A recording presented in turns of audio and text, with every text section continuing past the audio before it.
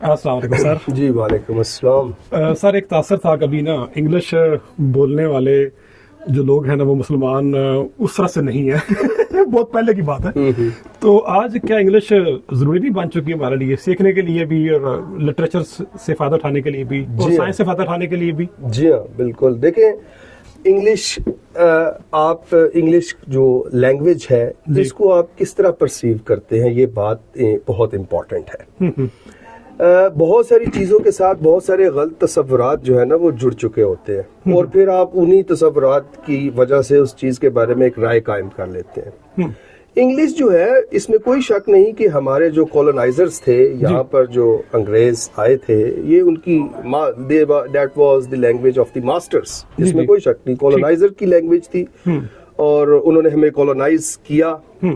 तो लेकिन इससे कतई नजर आप इंग्लिश को कॉलोनाइजर की लैंग्वेज ना समझें, अब ना समझें। यानी उस वक्त भी सर सैयद तो कहते थे कि आप इंग्लिश सीखें। इंग्लिश को आप एज अ लैंग्वेज सीखें ना। ठीक, इंग्लिश को आप इंग्लिश सीखने से आप, और फिर दूसरी बात, इंग्लिश के हवाले से आपके अंदर ना तो कोई सुपीरियरिटी कम्प्लेक्स होना चाहिए और ना कोई इंफीरियरिटी कम्प्लेक्स होना चाहिए। ठीक, आप पर ये बहुत क्लियर होना चाहिए कि जो बंदा इंग्लिश बोल सकता है ना तो वो सुपीरियर है और जो नहीं बोल सकता वो इंफीरियर नहीं है। पहले तो आप ये बात तय कर लें कि ये नहीं है कि जो इंग्लिश ज़बान बोल सकता है वो पढ़ा लिखा है और जो नहीं बोल सकता वो अनपढ़ है। ये बात पहले क्लियर कर लें। इंग्लिश जस्ट एक लैंग्वेज है। हाँ, इसमें कोई शक नहीं कि आज इंग्लिश लैंग्वेज सीखना हमारी मजबूरी इसलिए बन चुका है कि दुनिया के नॉलेज का एक बहुत बड़ा हिस्सा जो है वो इस जबान में मौजूद है। ये सच है। अब आप इंग्लिश जबान आपको नहीं आती तो आप उस दुनिया के नॉलेज से आप किस तरह जो है वो मुस्तफीद होंगे? ठीक, आपको उस अगर फॉर एग्जांपल आज दुनिया का नॉलेज जो है वो पर्शियन में होता, मैं पर्शियन सीखता। हाँ, सही। अगर वो किसी और लैंग्वेज में, फ्रेंच में होता, मैं फ्रेंच सीखता। माजी में रहा है ऐसा। माजी में ऐसा रहा। आप देखें, जो आप देख रहे हैं ना, वर्ड ऑर्डर चेंज हो रहा है और आप देख रहे हैं, मैं अभी से बच्चों को कहता हूँ कि जैसे आपने इंग्लिश सीखी है तो अब जो नेक्स्ट लैंग्वेज जिसका आपको सामना करना पड़ेगा आज से 5, 10, 20 सालों में, वो चाइनीज होगी। हाँ, चाइनीज होगी, क्योंकि जिस तरह चाइना डोमिनेट कर रहा है। हाँ जी, और एक बहुत बड़ी इकोनॉमिक पावर जो है उसके शक्ल में सामने आ रहा है। और अमेरिका ने देखा जाए तो, लिटरली देखा जाए तो अमेरिका चाइना के आगे घुटने टेक चुका है। हाँ। और आप देखें कि अगर चाइना डोमिनेट करता है और नया वर्ल्ड ऑर्डर आ जाता है तो फिर इंग्लिश कहाँ जाएगी? इंग्लिश की जो रिप्लेस करेगी चाइनीज। तो अगर हम उस वक्त चाइनीज सीखेंगे तो इसका मतलब ये नहीं है कि हम चाइनी हो गए हैं। हाँ। या इंग्लिश हम सीख रहे हैं तो हम क्या हो गए हैं? हम ब्रिटिश हो गए, हम अमेरिकन हो गए। एक लैंग्वेज है, एक ऐसे लैंग्वेज और नॉलेज तक पहुंचने का एक वसीला है, एक तरीका है, उसको उसके तौर पर ही लेना चाहिए। इसके अलावा इसका बाकी जो भी कम्प्लेक्सेस इसके साथ अटैच किए गए हैं उन्हें रद्द करना चाहिए। ठीक है। हमारा जो यूनिवर्सिटी का तालिब इल्म है वो कैसे रोजाना की बुनियाद पे कुछ सीखे या अल्फाज? मैं अक्सर बच्चों को कहता हूं कि आप अपनी जरा एक दिन की वोकैबुलरी का जायजा लें। हाँ। तो आप 40 से 50 अल्फाज में एक दिन गुजारते हैं।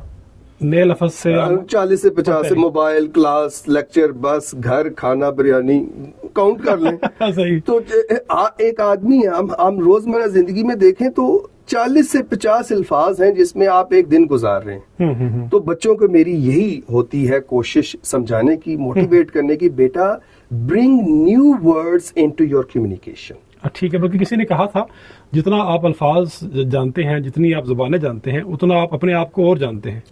इसमें कोई शक नहीं। दुनिया को और इस अपने आप को और बाकी सारी हकीकतों को जानने का सिर्फ एक ही मीडियम है और एक ही आप कह लें कि तरीका है, वसीला है, और वो लैंग्वेज है। तो मैं उन्हें कहता हूं कि आप जब कोई नया लफ्ज पढ़ते हैं, और मैं ये खुद भी कोशिश करता हूं, नया लफ्ज ये नहीं कि आपने पढ़ा और छोड़ दिया। सही। जब आप कोई नया लफ्ज पढ़ते हैं तो उसे अपनी कम्युनिकेशन में लेकर आए, ताकि इस्तेमाल में लेकर आए। आप लिखते हैं तो उस वर्ड को अपनी राइटिंग में लेकर आए। आप बोलते हैं तो उस नए वर्ड को क्लास के अंदर मेरे साथ वो वर्ड इस्तेमाल करें। आप टेक्स्ट करते हैं उसमें उस वर्ड को लेकर आए। इस तरह आपकी एक्टिव मेमोरी का हिस्सा बनेगा। हाँ। आपकी वोकैबुलरी एक्सपैंड होगी।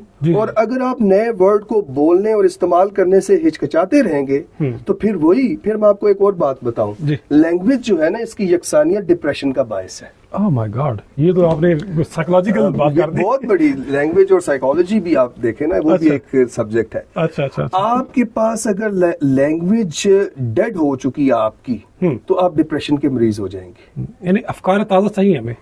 रीडिंग आपको डिप्रेशन का मरीज कभी नहीं होने देगी। सही सही। रीडिंग आपको नए नए आइडियाज देगी, नए नए वर्ड्स देगी, आपको इंटेलेक्चुअली अलाइव रखेगी। हाँ, जिंदा रखेगी। और लैंग्वेज, नए नए अल्फाज का इस्तेमाल आपकी शख्सियत में एक कशिश लाता है, कोई शक नहीं। और आपके कॉन्फिडेंस में इजाफा होता है। बिल्कुल। ठीक है, कई बार ऐसा होता है इंटरव्यू में आप एक वर्ड इस्तेमाल करते हैं and you win the interviewer. हाँ इंटरव्यूअर खुश हो जाता है आपके उस लफ्ज का इस्तेमाल सुन के। जी जी जी जी। तो बात यह है कि लैंग्वेज की जो अफादियत है, मैं तो कहता हूं कि ये हमारी यूनिवर्सिटी में बहुत सारी वर्कशॉप और सेमिनार्स इसमें होने चाहिए, जिसमें हम बच्चों को लैंग्वेज के यूज की जो अफादियत है वो बताएं, उसको हाईलाइट करें। हाईलाइट करें। मैं बच्चों, मुझे ये बात क्लास में सख्त तकलीफ देती है कि जब बच्चे क्लास में बोलते नहीं। मैं कहता हूं आप बोलें, स्पीक आउट, जो भी आप फील कर रहे हैं, जो भी आपकी फीलिंग्स हैं वो Right. मेरे साथ शेयर शेयर करें। करें। फिर उससे बात आगे बढ़ेगी, और उसके लिए लैंग्वेज बहुत बड़ा टूल है। ठीक है डॉक्टर साहब, बहुत शुक्रिया। लैंग्वेज के हवाले से डॉक्टर साहब ने वाजे कर दिया कि इसको सिर्फ आप जुबान की हैसियत से लें। ठीक है, उसमें कल्चरल इश्यूज भी साथ आते हैं, लेकिन मैं समझता हूँ कि आज इंग्लिश साइंस की जुबान भी है, नफ्सियात की जुबान भी है, तिब की जुबान भी है। बिल्कुल। आज इंग्लिश मैं समझता हूँ कंप्यूटर की जुबान। हाँ, कंप्यूटर की जुबान भी है। तो इसको जुबान की और सीखें। फिर मैं आपको एक और जी। Sorry I am interrupting you, add कर दूं कि अब एक इंग्लिश नहीं रही, अब हो गई है वर्ड इंग्लिशेस।